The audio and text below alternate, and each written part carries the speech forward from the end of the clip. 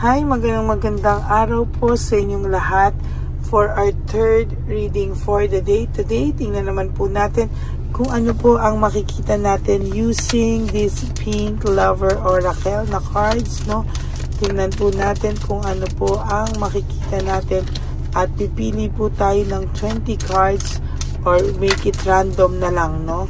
Tingnan po natin kung ano po ang makikita natin sa ating reading of the day for our third reading of the day.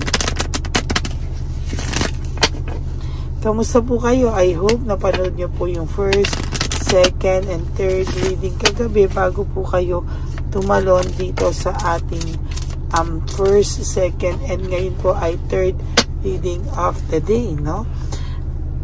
Kamusta po kayo? I hope na kayo po ay nasa mabuting kalagayan at kayo po ay nilayo ko po yung pag-ayos ko ng baraha dahil baka mahulog na naman ito. Kanina po ang dami kong edit style na hulog, no? So, ayan po. Tingnan po natin.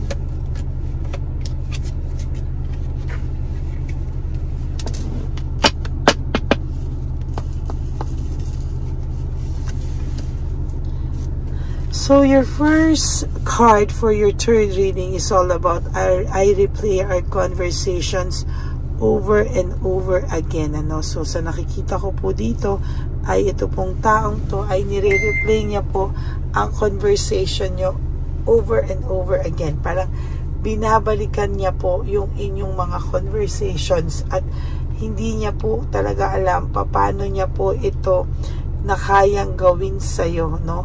Kapag ka po nararamdaman niya po na nasasaktan na ulit itong taong ito, ngayon niya po nakikita na itong taong ito po ay talagang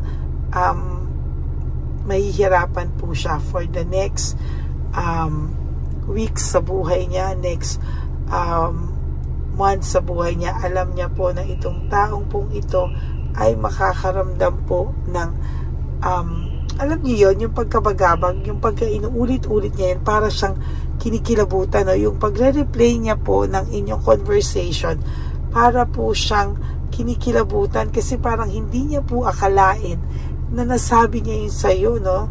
At hindi niya po akalain na ay nako, hindi niya po akalain na masasaktan at maapektuhan din po pala siya sa huli. Kaya yan po yung pakiramdam niya, hindi niya po akalain na yung kanyang iniisip, no, na mga nasabi niya sa iyo na nire-replay niya sa utak niya ay kikilabutan po siya. Naisip niya po na ay wala pa rin natatalo sa iyo, no. Ikaw pa rin naman daw po ang pinaka may nagawang maganda sa taong ito, no. Kaya po sa nakikita niya, para po inuulit-ulit niya po yung kanyang conversation at talagang nakikita niya na ikaw pa rin ang malapit dito. Bakit siya nadudulas, no? Ay sa nakikita ko po ay siya po ay nakaramdam ng matinding kinikilabutan siya, no? Kinikilabutan po talaga siya at hindi niya po alam kung ano po ang mga kaganapan sa kanya sa mga susunod na panahon, no? Masyado pong yung malambot yung baraha. Makinis. I lost myself for a little while, no? Naisip niya po na itong taong po na to, naiisip niya po na nawala siya, baka may nangyari sa kanya, baka daw siya ay nakulam. So siya po mismo ay nag-iisip, no, kung ito bang nangyari sa kanya ay natural o ito ba ay may napainom sa kanya, meron daw ba siyang, dahil hindi na po siya naniniwala sa mga panahon na to ng ganyan, no? So ang akala niya po talaga siya po ay talagang nagayuma daw ba siya? Ang dami niya pong tanong sa kanyang isipan.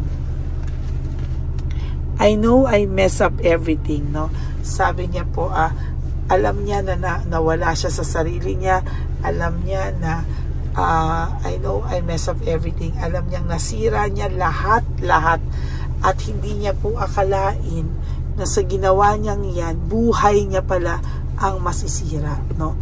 So ngayon nagiging defensive siya, iniisip niya na na ano lang ako, baka ginayuma ko kasi mahal na mahal ka naman niya dati and ang bait-bait naman niya sa'yo. So hindi niya alam baka daw may ginawa sa kanya at talagang dahil sa ginawa daw sa kanya nag-cross the line daw siya sa'yo.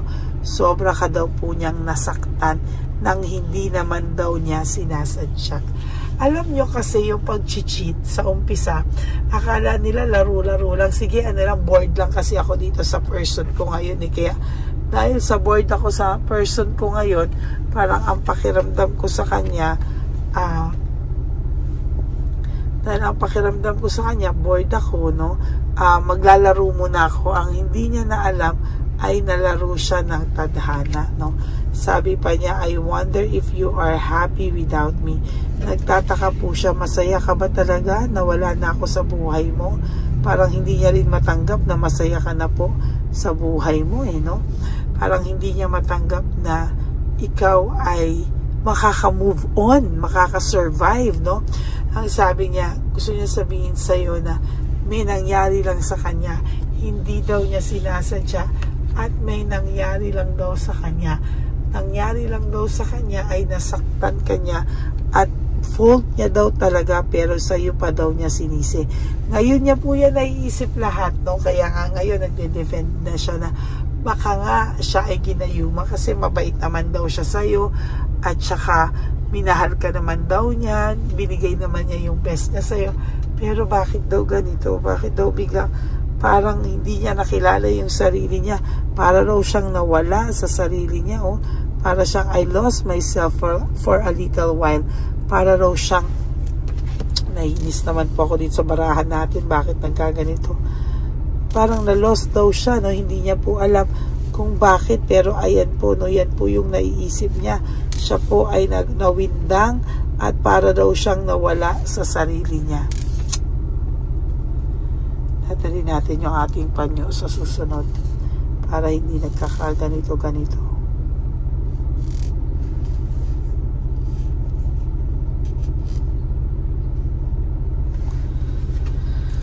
Ay, sabi niya po, I knew exactly what I was doing. Alam niya po na naglalaro lang naman siya.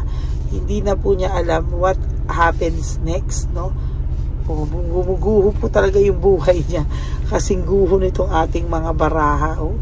Gumuguho talaga at talagang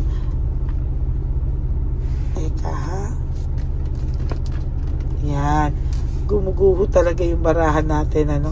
Sabi niya, alam niya daw na naglaro lang naman siya, pero para hindi na po niya alam kung ano daw po yung nangyari after ng lahat ng ito, no? After ng lahat ng to, hindi na niya alam anong nangyari, no? Kasi una, laro-laro lang naman eh. Hindi niya po in-expect na masasaktan ka po niya ng ganun katindi, no? Hindi niya raw po alam, no? Pero parang hinahanap ka daw po niya everywhere, no? Parang ikaw pa rin ang hinahanap-hanap niya, parang ikaw pa din yung kanyang gustong makasama ngayon, parang ikaw pa din yung gusto niyang ikaw pa din po yung hinahanap-hanap niya sa buhay niya, na kahit ito ay may kasama, ikaw pa rin yung hinahanap niya, ikaw pa din yung talagang gusto niyang makasama at hindi niya po maintindihan yung kanyang sarili. O yan, no?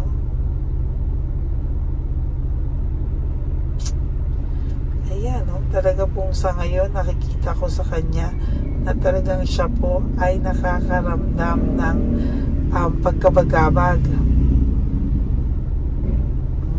Nakakaramdam po siya ng pagkabagabag, nakakaramdam po siya ng pag iniisip-isip niya po yung I replay our conversation over and over again. Sabi niya, I wish I could take back my words.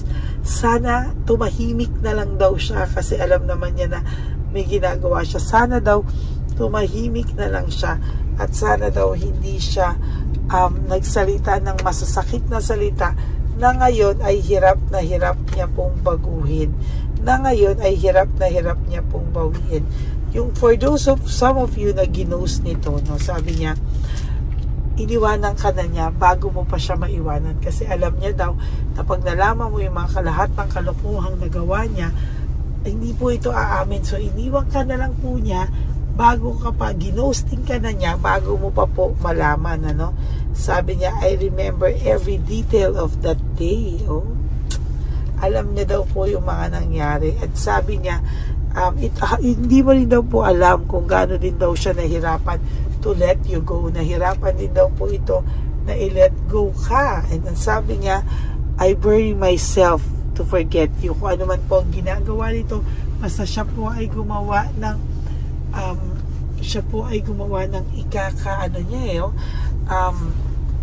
ikakabisi niya, no? Ayaw niya rin po na ma-stuck sa pag-iisip kung ano nangyari sa kanya. Sabi niya, I wish I had treated you better, no? Sabi niya, sana daw ay trinato ka pa rin niya ng tama, no? Naging honest na lang siya sa'yo, pero yan po kasi, no, hindi niya po alam bakit siya nagkaganyan.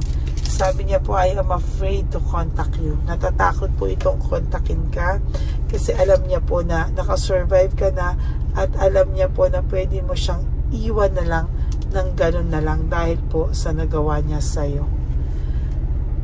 I regret lying to you. Pinagsisisihan po ng person na ito na siya ay nagsinungaling sa'yo, na siya po ang tao na ang dami niya pong pinaikot-ikot sa'yo para hindi mo siya mabuking. Minanipulate ka po nito para hindi mo makita ano ang totoong senaryo sa kanya. Sabi niya, you were the best thing in my life. Ikaw pa rin daw ang best thing na nangyari sa buhay niya. I feel you even though we're apart. Namimiss ka po ng taong to. Nararamdaman ka po niya kahit po magkalayo kayo, kahit po kayo ngayon ay walang contact. Sinabi niya po na namimiss ka niya, no? Namimiss ka niya at talagang naiisip ka niya, nararamdaman ka niya kahit kayong dalawa ay magkalayo, kahit kayong dalawa ay hindi magkasama. Ang sabi niya pa, I want to tell you how I feel. Gusto niyang sabihin sa iyo lahat ng katotohanan, lahat ng kanyang nararamdaman, pero talagang wala po siyang lakas ng loob, no? Ang pinararamdam na lang po niya ay okay na lang siya, sige na lang, pero ngayon niya po naiisip yung connection niyo. Yung connection niyo sana na napakaganda na hindi niya po naisip, no? Na hindi niya po naisip na napakaganda pala ng inyong naging samahan, no? Yan po yung pinagsisisihan niya at yan po yung hindi niya kaakalain na mararamdaman niya. Yan po ang mga nararamdaman niya sa mga oras na ito. Feeling niya po yung timing hindi pa po okay para sa inyong dalawa kasi wala pa po siyang lakas ng loob dito, no? Yan sabi niya, I hope that one day you can forgive me, no? Sabi niya po ay sana isang araw siya daw ay mapatawad mo, sana isang araw kayo daw ay maging okay pa kasi ang buhay niya daw ngayon ay gulo-gulo, no? Walang direksyon, gulo-gulo, at sinasabi niya na akala niya wala na siyang pagmamahal sa iyo. Ang hindi niya alam, walang nagbago sa attraction niya sa iyo, no? Na mahal ka pa rin niya at talagang gustong-gusto pa rin niya bumalik sa iyo. I love you unconditionally. Whew! Ayan po ang pakiramdam niya sa mga oras na to. I hope na naka-resonate po kayo. And if you do, can you please give me a like and comment down below para naman po alam nyo kung ano po ang kung ano po ang inyong nasa saloobin, ano? So ayan po, no, maraming salamat po sa inyong lahat sa pakikinig sa ating third reading of the day, and I hope na naka-resonate po kayo. And if you do, can you please give me a like and comment down below para naman po alam ko ang inyong mga pakiramdam, and always click the bell button, ano? Maraming salamat po para alam niyo po yung ating mga latest upload. And for those of you who would like to have a private reading with me, you can message me po at Ladyly Elena, that's L-A-D-Y-L-Y Elena. Nasa dulo po yan ng ating video. Diyan niyo lang po ako makukontak. That's my only official and legit FB account. Ayan. And nilabas ko rin po ang fake account ng Lady Elena para maging babala po sa inyong lahat, no, na ito po ay nang-i-scam ng tao at ito po ay nangunguha ng nanghahack po siya ng account nyo. So kayo po ay mag-ingat, ha.